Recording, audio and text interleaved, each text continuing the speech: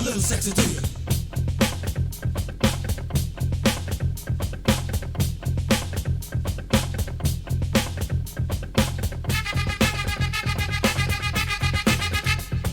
Sex, a hush hush temptation scene.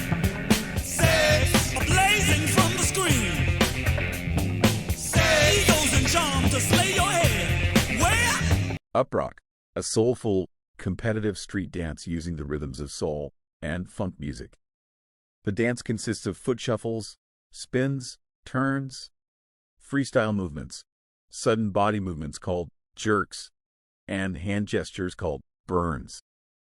Nearly every early breaker from the Bronx associates the inception of the dance with this burning phenomenon. Before we called it breaking, it was known as going off or burning, explains pioneering breaker and aerosol artist Phase 2, Hager 1984. It was all about taking a guy out, burning him. The big phrase was, "I'm going to turn this party out." More than a formulaic dance with a set technique or structure, burning was a kinesthetic concept dictated by originality, musicality, wit, and competition.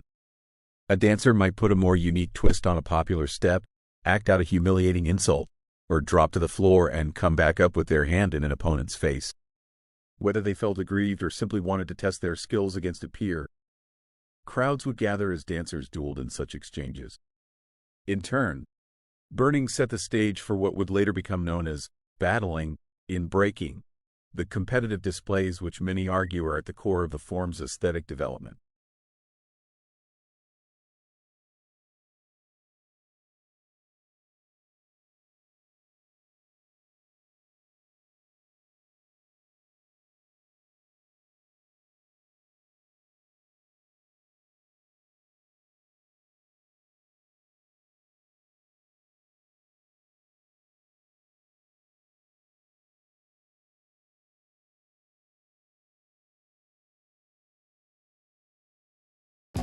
And before you know it, you had all these crews coming out.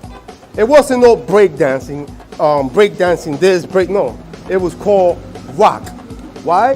Because the dance itself emerged from uprock, which is the dance that people used to do back in the day.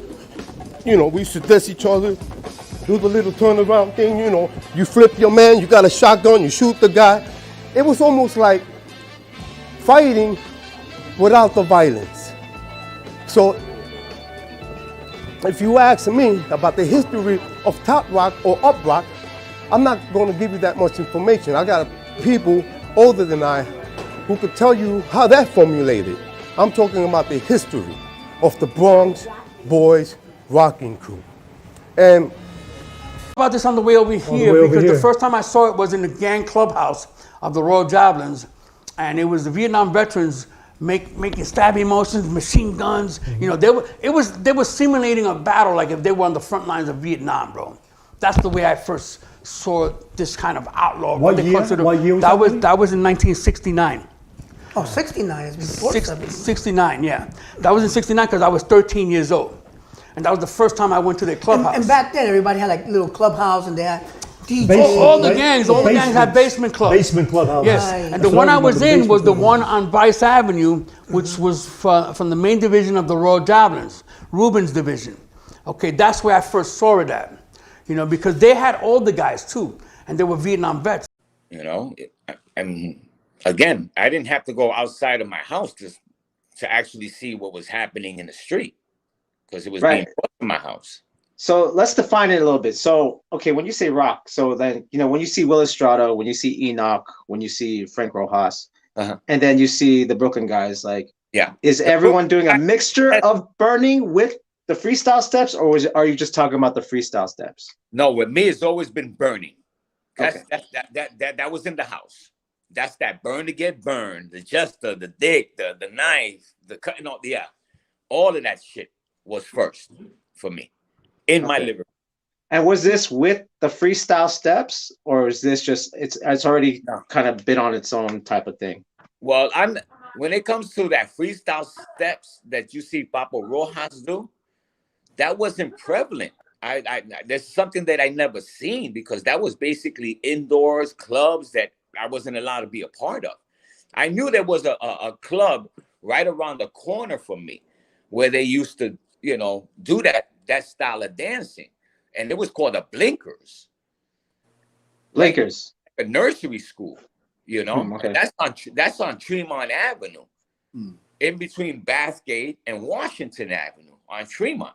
They had a club there, a social club there called Blinkers. But their style of dancing, I think it was more like what Papa Rojas was doing. Right. Was that considered rock? Was it like, so when you said rock, was it different from when they said rock? Like, or was it like all within the same thing? Or I don't know. I never heard that freestyle style dancing that you see Papa Rojas do. I never knew that as rock. It's always been for me a freestyle dance. Okay. And what I'm saying, I'm used to that outlaw style called rock. Okay. That freestyle dance for me is not rock. It's just freestyle dance that captures that time and point. You know, so when you see Papa do that, they're more performance dancers. You understand what I'm saying? Yeah. We have Frank Rojas right here. There? Okay. Yeah. So that's what I'm saying. So this was different from what you like considered rock. But would Willie and them consider this rock? I'm not sure because I can't speak on what was happening at their time. I'm just telling you what I witnessed and been a part of. That style I didn't see. Okay. That right there, that shit look like the Menudos. You know what I'm saying? Right. I understand that. And if that was the rock they was doing, so be it. But it wasn't prevalent to my view and my generation's view.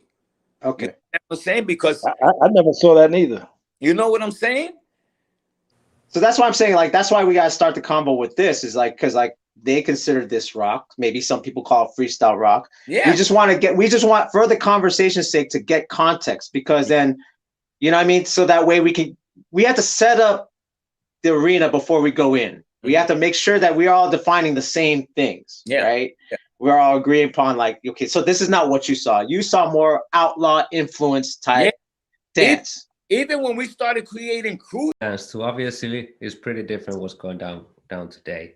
And you're saying you guys danced before rocking the parties already. Then how would you describe the style of 1973 or even earlier than that? It was a lot more of the dancing too, because it was a thing called burning people, which they still do now. You see the guys when they do their little dance, they jump up there, they crouch their face and walk, whatever. That came from the burning style, you know. So you can see the evolution of the dance. When show up the other guy, you dance with the guy or girl, and you show them up.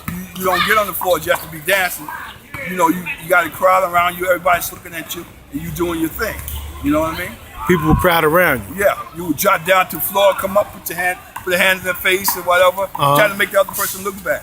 Right. Yeah. Okay. And y'all caught that burning. Yeah. I burnt them. Yeah, we'll laugh at you got burnt. That's we'll all laugh at you. Wow. Yeah, so you know if a guy dance good, you know, he gets in your circle, he wants to dance, you either walk away, you dance with him and take the L, you know what I mean? Right. Yeah, you know what I mean? So this is what was going on in 73. Yeah. Punching, you know? They come in there like this, you know, like trying to tempt you, going close to your face, you know? That's supposed to be a dance, but instead of fighting, we would just get with the dancing. And sometimes it was like, you know, like in the old times, meet me under the bridge at 12 o'clock, and we'd be there to battle. Sometimes the warlords of each gang would come and start this dance.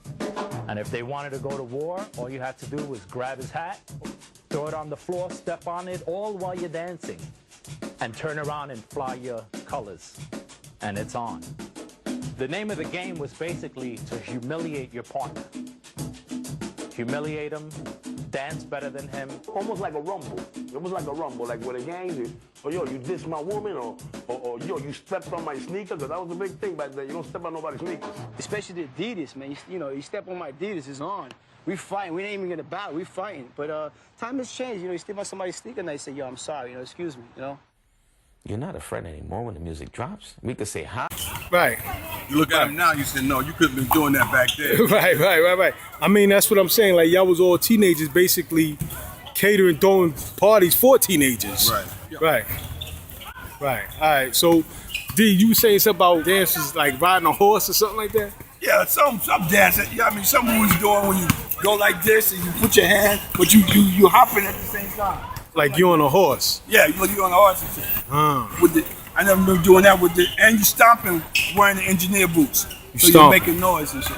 Right. Yeah. So was it just here y'all was having jam? When I came in, because that's strictly b-boying. I wasn't confused when I started. I knew exactly what the fuck I wanted to do.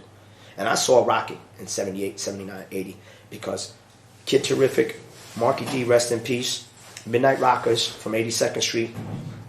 You know, it was groups like this that people rocked, you know, and they stayed on top. And you could tell the dude was riding a horse, do the lasso, you know, pull out a gun or a bow and arrow, you know. I saw these things, but they weren't, I didn't be like, yeah, I want to do that. When I saw breaking, I wanted to do that because I was a kid and it was like a dare. Like, you ever play in the streets, like, yo,